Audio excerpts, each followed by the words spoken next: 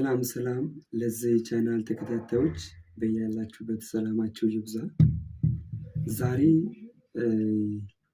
ይጠቅማችኋል ብዬ ያሰብኩት ምክራዊ ሀሳብ ላጋራችሁ መጥቻለሁ። ሰው ለመሆን ይፈልጋሉ ወይ በሚል አርዕስት ትንሽ ምክር እሰጣችኋለሁ። ሰው ለመሆን የምትፈልጉ ከሆነ ሰውን ሰው የሚያደርግ ነገር ልንገራችሁ። አንደኛው ጸሎት። በየትኛው እምነት ተከታዮች ብትሆኑ ወደ አምላካችሁ ጸልዩ። ጸሎት በምንም ነገር የማይፈነቀል ድንጋይ ታፈነቅላለች። ለመንፈሳዊም ይሁን ለስጋዊም ወደ አምላካችሁ ጸልዩ። እመኑኝ፣ በአንድ ቀን ተለውጣችሁ ማን ነው ትባላላችሁ። እኛ የምናመልከው አምላክ ለሁሉም መልስ ነውና።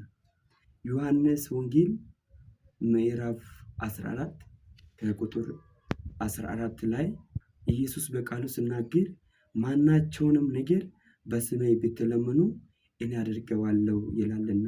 ቪዲዮ ከወደዳችሁ ላይክ፣ ለሌሎች እንዲደርስ ሼር እና በቀጣይ የምንለቀው ቪዲዮ እንዲደርሳችሁ ሰብስክራይብ ማድረጉ አትርሱ።